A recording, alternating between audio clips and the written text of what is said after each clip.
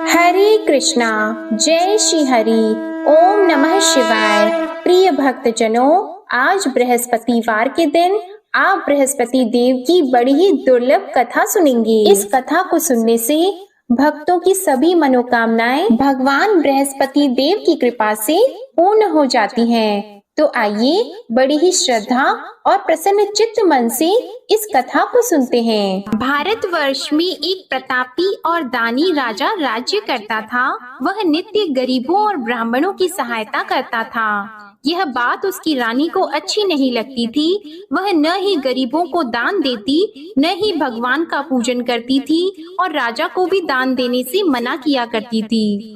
एक दिन राजा शिकार खेलने वन को गए हुए थे, तो रानी महल में अकेली थी। उसी समय बृहस्पति देव साधु वेश में राजा के महल में भिक्षा लेने के लिए गए और भिक्षा मांगी, तो रानी ने भिक्षा देने से इनकार कर दिया और कहा, हे साधु महाराज, मैं तो दान पुण्य से तंग आ गई हूँ। मेरा पति सारा धन लुटाते रहते हैं। मेरी इच्छा है कि हमारा धन नष्ट हो जाए, फिर न रहेगा बांस, न बजेगी बांसुरी। साधु ने कहा, देवी तुम तो बड़ी विचित्र हो। धन संतान तो सभी चाहते हैं, पुत्र और लक्ष्मी तो पापी के घर भी होने चाहिए। यदि तुम्हारे पास अधिक धन है तो भूखों को भोजन दो, प्यासों के लिए प्याऊ बनवाओ, मुसाफिरों के लिए धर्मशालाएं खुलवाओ। जो निर्धन अपनी कुंवारी कन्याओं का विवाह नहीं कर सकते, उनका विवाह करा दो। ऐसे और कई काम हैं जिनके करने से तुम्हारा यश लोक और परलोक में फैलेगा। परंतु रानी पर उपदेश का कोई प्रभाव नहीं पड़ा। वह बोली, महाराज आप मुझे कुछ न समझाएं, मैं ऐसा धन नहीं चाहती जो हर जगह बांटती फिरूं। साधु ने उत्तर दिया, यदि तुम्हारी ऐसी इच्छा है तो तथास्तु। तुम ऐसा करना कि बृहस्पतिवार को घर लीपकर पीली मिट्टी से अपना सिर धोकर स्नान करना, भट्टी चढ़ाकर कपड़े धोना। ऐसा करने से आपका सारा धन नष्ट हो जाएगा। इतना कहकर वह साधु महाराज वहाँ से आलोक हो गए और साधु के अनुसार कई बातों को पूरा करते हुए रानी को केवल 3 बृहस्पतिवार ही बीते थे कि उसकी समस्त धन संपत्ति नष्ट हो गई। भोजन के लिए राजा का परिवार तरसने लगा। तब एक दिन राजा ने रानी से बोला कि हे रानी, तुम यहीं रहो, मैं दूसरे देश को जाता हूँ, क्योंकि यहाँ पर सभी लोग मुझे जानते हैं, इसलिए मैं कोई छोटा कार्य नहीं कर सकता। ऐसा कहकर राजा परदेश चला गया। वहाँ वह जंगल से लकड़ी काट कर लाता और शहर में बेचता था। इस तरह वह अपना जीवन व्यतीत करने लगा। इधर राजा के परदेश जाते ही रानी और दासी दुखी रहने लगी। एक बार जब रानी और दासी को 7 दिन तक बिना भोजन के रहना पड़ा, तो रानी ने अपनी दासी से कहा, हे दासी, पास ही के नगर में मेरी बहन रहती है, वह बड़ी धनवान है। तू उसके पास जा और कुछ लेकर आ, ताकि थोड़ा बहुत गुजार बसर हो सके। रानी दासी की बहन के पास गई। उस दिन गुरुवार था और रानी की बहन उस समय बृहस्पतिवार व्रत की कथा सुन रही थी। दासी ने रानी की बहन को अपनी रानी का संदेश दिया, लेकिन रानी की बड़ी बहन ने कोई उत्तर नहीं दिया। जब दासी को रानी की बहन से कोई उत्तर नहीं मिला, तो वह बहुत दुखी हुई और उसे क्रोध भी आया। दासी ने वापस आकर रानी को सारी बात बता दी। सुनकर रानी ने अपने भाग्य को कोसा। उधर रानी की बहन ने सोचा कि मेरी बहन की दासी आई थी, परंतु मैं उससे नहीं बोली, इससे वह बहुत दुखी हुई होगी। कथा सुनकर और पूजन समाप्त करके वह अपनी बहन के घर आई और कहने लगी, हे बहन, मैं बृहस्पतिवार का व्रत कर रही थी, तुम्हारी दासी मेरे घर आई थी, परंतु जब तक कथा होती है तब तक न तो उठते हैं और न ही बोलते हैं, इसलिए मैं नहीं बोली। कहो दासी क्यों गई थी? रानी बोली, बहन तुमसे क्या छिपाऊं, हमारे घर में खाने तक को अनाज नहीं था। ऐसा कहते कहते रानी की आंखें भर आई। उसने दासी समेत पिछले 7 दिनों से भूखे रहने तक की बात अपनी बहन को विस्तार पूर्वक सुना दी। रानी की बहन बोली, देखो बहन, भगवान बृहस्पति सबकी मनोकामना को पूर्ण करते हैं। देखो शायद तुम्हारे घर में अनाज रखा हो। पहले तो रानी को विश्वास नहीं हुआ, पर बहन के आग्रह करने पर उसने अपनी दासी को अंदर भेजा तो उसे सचमुच अनाज से भरा एक घड़ा मिल गया। यह देखकर दासी को बड़ी हैरानी हुई। दासी रानी से कहने लगी, हे रानी, जब हमको भोजन नहीं मिलता तो हम व्रत ही तो करते हैं, इसलिए क्यों न इनसे व्रत और कथा की विधि पूछ ली जाए ताकि हम भी व्रत कर सकें। तब रानी ने अपनी बहन से बृहस्पतिवार व्रत के बारे में पूछा।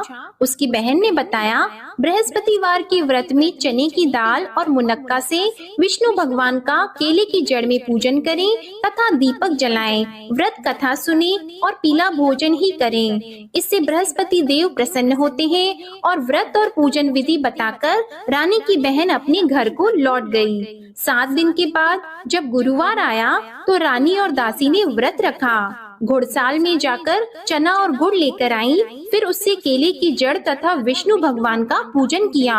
अब पीला भोजन कहाँ से आए, इस बात को लेकर दोनों बहुत दुखी थी। चूँकि उन्होंने व्रत रखा था, इसलिए बृहस्पति देव उनसे प्रसन्न थे। इसलिए वे एक साधारण व्यक्ति का रूप धारण करके 2 थालों में सुंदर पीला भोजन दासी को दे गए।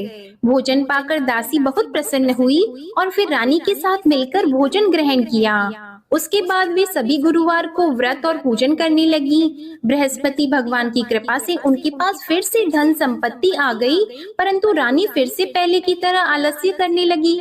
तब दासी बोली, देखो रानी, तुम पहले भी इस प्रकार आलस्य करती थी, तुम्हें धन रखने में कष्ट होता था, इस कारण सभी धन नष्ट हो गया, और अब जब भगवान बृहस्पति की कृपा से धन मिला है तो तुम्हें फिर से आलस्य होता है। रानी को समझाते हुए दासी कहती हैं कि बड़ी मुसीबतों के बाद हमने यह धन पाया है, इसलिए हमें दान पुण्य करना चाहिए, भूखे मनुष्यों को भोजन कराना चाहिए और धन को शुभ कार्यों में खर्च करना चाहिए, जिससे तुम्हारे कुल का यश बढ़ेगा, स्वर्ग की प्राप्ति होगी और पितृ प्रसन्न होंगे। दासी की बात मानकर रानी अपना धन शुभ कार्यों में खर्च करने लगी, जिससे पूरे नगर में उसका यश फैलने लगा। उधर एक दिन राजा दुखी होकर जंगल में एक पेड़ के नीचे आसन जमाकर बैठ गया। वह अपनी दशा को याद करके व्याकुल होने लगा। बृहस्पतिवार का दिन था। एकाएक उसने देखा कि निर्जन वन में एक साधु प्रकट हुए। वह साधु वेश में स्वयं बृहस्पति देवता थे। लकड़हारे के सामने आकर बोले, हे लकड़हारे, इस सुनसान जंगल में तू इतना चिंता मग्न क्यों बैठा है? लकड़हारे ने दोनों हाथ जोड़कर प्रणाम किया और उत्तर दिया, महात्मा जी, आप सब कुछ जानते हैं, मैं क्या कहूँ। यह कहकर रोने लगा और साधु को अपनी आत्म कथा सुनाई। महात्मा जी ने कहा, तुम्हारी स्त्री ने बृहस्पतिवार के दिन बृहस्पति भगवान का निरादर किया है, जिसके कारण रुष्ट होकर उन्होंने तुम्हारी यह दशा कर दी। अब तुम चिंता को दूर करके मेरे कहने पर चलो तो तुम्हारे सब कष्ट दूर हो जाएंगे और भगवान पहले से भी अधिक संपत्ति देंगे। तुम बृहस्पति के दिन कथा किया करो, 2 पैसे के चने मुनक्का लाकर उसका प्रसाद बनाओ और शुद्ध जल से लोटे में शक्कर मिलाकर अमृत तैयार करो। कथा के पश्चात अपने सारे परिवार और सुनने वाले प्रेमियों में अमृत व प्रसाद को बांटकर खुद भी ग्रहण करो। ऐसा करने से भगवान तुम्हारी सब मनोकामनाएं पूरी करेंगे। साधु के ऐसे वचन सुनकर लकड़हारा बोला, हे प्रभु, मुझे लकड़ी बेचकर इतना पैसा नहीं मिलता जिससे भोजन के उपरांत कुछ बचा सकूं। मैंने रात्रि में अपनी स्त्री को व्याकुल देखा है, मेरे पास कुछ भी नहीं जिससे मैं उसकी खबर मंगा सकूं। और फिर मैं बृहस्पति देव की क्या कहानी सुनूं? मुझको तो कुछ भी मालूम नहीं है। साधु ने कहा, हे लकड़हारी, तुम किसी बात की चिंता मत करो। बृहस्पतिवार के दिन तुम रोजाना की तरह लकड़ियां लेकर शहर को जाओ। तुमको रोज से दुगना धन प्राप्त होगा, जिससे तुम भली भांति भोजन कर लोगे और बृहस्पति देव की पूजा का सामान भी आ जाएगा। बृहस्पति देव की कथा इस प्रकार है, सुनो। प्राचीन काल में एक ब्राह्मण रहता था। वह बहुत निर्धन था। उसकी कोई संतान नहीं थी। उसकी स्त्री बहुत मलिनता के साथ रहती थी। वह स्नान नहीं करती, किसी देवता का पूजन नहीं करती। इससे ब्राह्मण देवता बड़े दुखी थे। बेचारे बहुत कुछ कहते थे, किंतु उसका कुछ परिणाम नहीं निकला। भगवान की कृपा से ब्राह्मण की स्त्री के कन्या रूपी रत्न पैदा हुआ।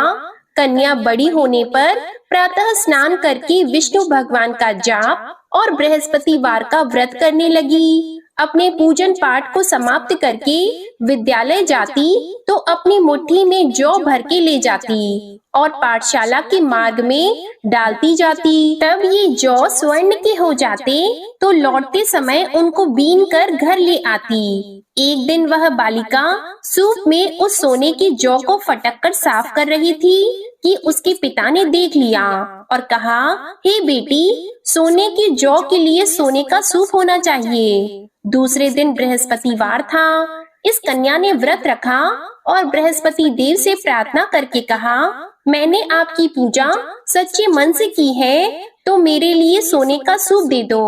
बृहस्पति देव ने उसकी प्रार्थना स्वीकार कर ली। रोजाना की तरह वह कन्या जौ फैलाती हुई जाने लगी। जब लौटकर जौ बीन रही थी तो बृहस्पति देव की कृपा से सोने का सूप मिला।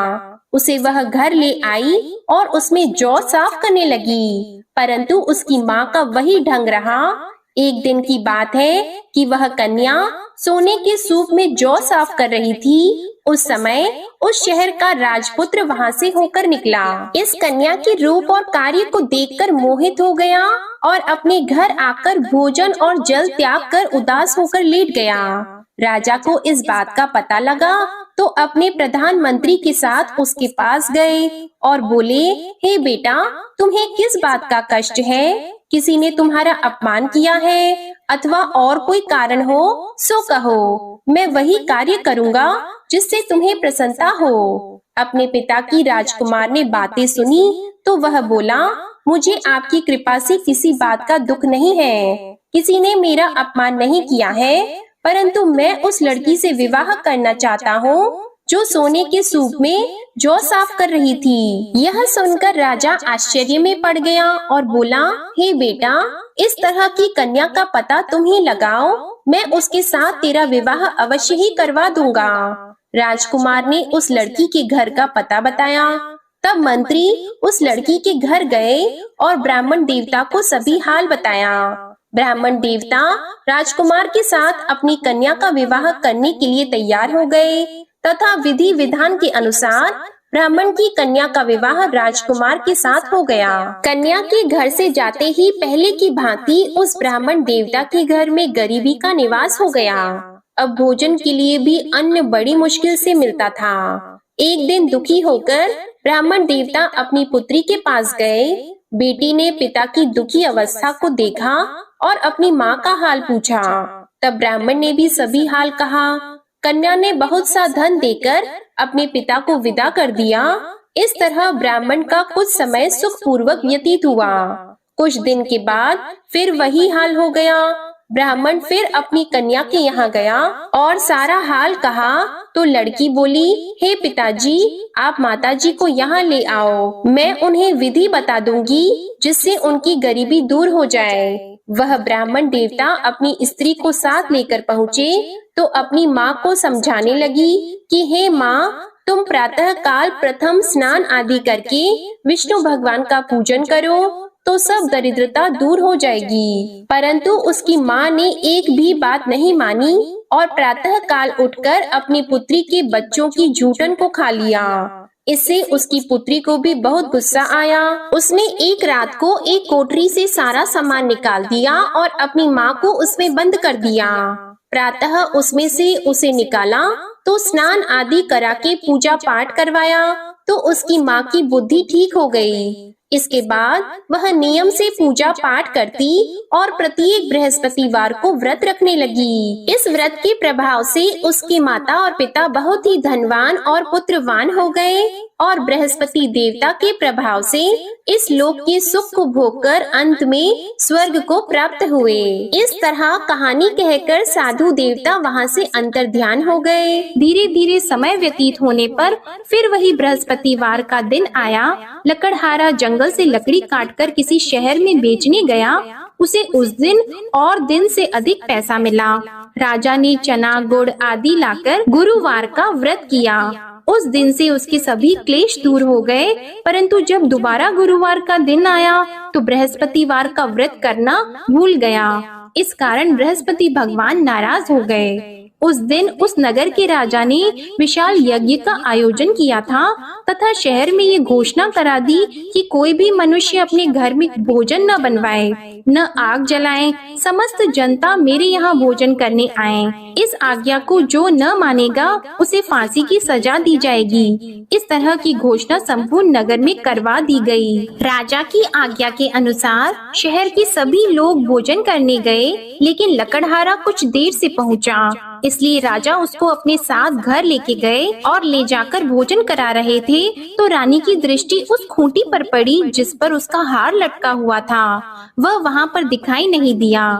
रानी ने निश्चय किया कि मेरा हार इस मनुष्य ने चुरा लिया है। उसी समय सिपाहियों को बुलाकर उसको कारागार में डलवा दिया। जब लकड़हारा कारागार में पड़ गया और बहुत दुखी होकर विचार करने लगा कि न जाने कौन से पूर्व जन्म के कर्म से मुझे यह दुख प्राप्त हुआ है, और उसी साधु को याद करने लगा जो कि जंगल में मिला था।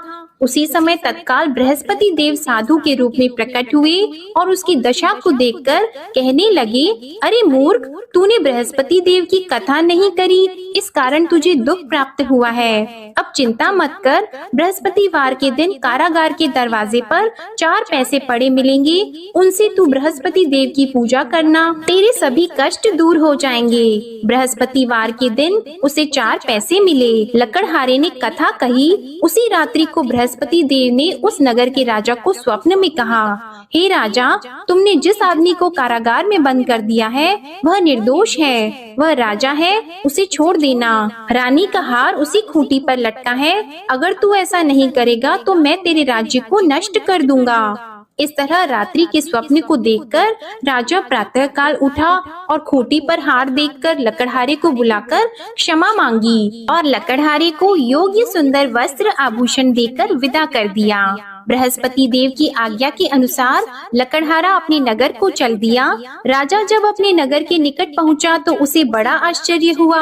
नगर में पहले से अधिक बाग, तालाब, कुएं तथा बहुत सी धर्मशाला, मंदिर आदि बन गई हैं। राजा ने पूछा, यह किसका बाग और धर्मशाला है? तब नगर के सब लोग कहने लगे, यह सब रानी और बंदी के हैं। तो राजा को आश्चर्य हुआ और गुस्सा भी आया। जब रानी ने यह खबर सुनी कि राजा आ रहे हैं तो उन्होंने दासी से कहा, हे दासी, देख राजा हमको कितनी बुरी हालत में छोड़ गए थे। हमारी ऐसी हालत देखकर वह लौट न जाएं, इसलिए तू दरवाजे पर खड़ी हो जा। आज्ञा के अनुसार दासी दरवाजे पर खड़ी हो गई। राजा आए तो उन्हें अपने साथ लेकर आई। तब राजा ने क्रोध करके अपनी रानी से पूछा कि यह धन तुम्हें कैसे प्राप्त हुआ है? तब उन्होंने कहा, हमें यह सब धन बृहस्पति देव के इस व्रत के प्रभाव से प्राप्त हुआ है। राजा ने निश्चय किया कि 7 रोज बाद तो सभी बृहस्पति देव का पूजन करते हैं, परंतु मैं प्रतिदिन दिन में 3 बार कहानी और रोज व्रत किया करूंगा। अब हर समय राजा के दुपट्टे में चने की दाल बंधी रहती और दिन में 3 बार कहानी कहते। एक रोज राजा ने विचार किया कि चलो अपनी बहन के यहाँ हो आवे। इस तरह निश्चय करके राजा घोड़े पर सवार होकर अपनी बहन के यहाँ को चलने लगा। मार्ग में उसने देखा कि कुछ आदमी एक मुर्दे को लिए जा रहे हैं। उन्हें रोककर राजा कहने लगा, अरे भाइयों, मेरी बृहस्पति देव की कथा सुन लो।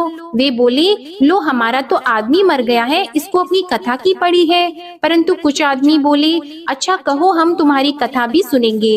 राजा ने दाल निकाली और जब कथा आधी हुई थी कि मुर्दा हिलने लग गया, और जब कथा समाप्त हो गई तो राम राम करके मनुष्य उठकर खड़ा हो गया। आगे मार्ग में उसे एक किसान खेत में हल चलाता मिला तो राजा ने उसे देखकर बोला, अरे भैया, तुम मेरी बृहस्पतिवार की कथा सुन लो। किसान बोला, जब तक मैं तेरी कथा सुनूंगा तब तक 4 हरैया जोत लूंगा। जा अपनी कथा किसी और को सुनाना। इस तरह राजा आगे चलने लगा। राजा के हटते ही बैल पछाड़ खाकर गिर गए और किसान के पेट में बड़ी जोर का दर्द होने लगा। उस समय उसकी माँ रोटी लेकर आई और उसने जब यह देखा तो अपने पुत्र से सब हाल पूछा और बेटे ने सभी हाल कह दिया। तो बुढ़िया दौड़ी दौड़ी उस घुड़सवार के पास गई और उससे बोली कि मैं तेरी कथा सुनूंगी, तू अपनी कथा मेरे खेत पर चलकर ही कहना। राजा ने बुढ़िया के खेत पर जाकर कथा कही, जिसके सुनते ही वह बैल उठकर खड़े हुए तथा किसान के पेट का दर्द भी बंद हो गया। राजा अपनी बहन के घर पहुंचा। बहन ने भाई की खूब मेहमानी की। दूसरे रोज प्रातः काल राजा जगा तो वह देखने लगा कि सब लोग भोजन कर रहे हैं। राजा ने अपनी बहन से कहा, ऐसा कोई मनुष्य है जिसने भोजन नहीं किया हो? मेरे बृहस्पतिवार की कथा सुन ले। बहन बोली, हे भैया, यह देश ऐसा है कि पहले यहाँ लोग भोजन करते हैं, बाद में अन्य काम करते हैं। अगर कोई पड़ोस में हो तो देख आऊं। वह ऐसा कहकर देखने चली गई, परंतु उसे कोई ऐसा व्यक्ति नहीं मिला जिसने भोजन न किया हो। अतः वह एक कुम्हार के घर गई, जिसका लड़का बीमार था। उसे मालूम हुआ कि उनके यहाँ 3 रोज से किसी ने भोजन नहीं किया है। रानी ने अपने भाई की कथा सुनने के लिए कुम्हार से कहा। वह तैयार हो गया। राजा ने जाकर बृहस्पतिवार की कथा कही, जिसको सुनकर उसका लड़का ठीक हो गया। अब तो राजा की प्रशंसा होने लगी। एक रोज राजा ने अपनी बहन से कहा कि हे बहन, हम अपने घर को जाएंगे, तुम भी तैयार हो जाओ। राजा की बहन ने अपनी सास से कहा तो सास ने कहा, हाँ चली जा, परंतु अपने लड़कों को मत ले जाना, क्योंकि तेरे भाई की कोई औलाद नहीं है। बहन ने अपने भैया से कहा, हे भैया, मैं तो चलूंगी पर कोई बालक नहीं चलेगा। तो राजा बोला, जब कोई बालक नहीं चलेगा तब तुम ही क्या करोगी? बड़े दुखी मन से राजा अपने नगर को लौट आया। राजा ने अपनी रानी से कहा, हम निर्वंशी हैं, हमारा मुंह देखने का धर्म नहीं है और कुछ भोजन आदि नहीं किया है। रानी बोली, हे प्रभु, बृहस्पति देव ने हमें सब कुछ दिया है, वह हमें औलाद अवश्य देंगे। उसी रात को बृहस्पति देव ने राजा से स्वप्न में कहा, हे राजा उठो, सभी सोच त्याग दो, तेरी रानी गर्भ से है। राजा को यह बात सुनकर बड़ी खुशी हुई। 9वें महीने में उसके गर्भ से एक सुंदर पुत्र पैदा हुआ। तब राजा बोला, हे रानी, स्त्री बिना भोजन के रह सकती है, पर बिना कहे नहीं रह सकती। जब मेरी बहन आएगी तुम उससे कुछ मत कहना। रानी ने सुनकर हाँ कर दिया। जब राजा की बहन ने यह शुभ समाचार सुना तो वह बहुत खुश हुई और बधाई लेकर अपने भाई के यहाँ आई। तभी रानी ने कहा, घोड़ा चढ़कर तो नहीं आई है, गधा चढ़कर आई है।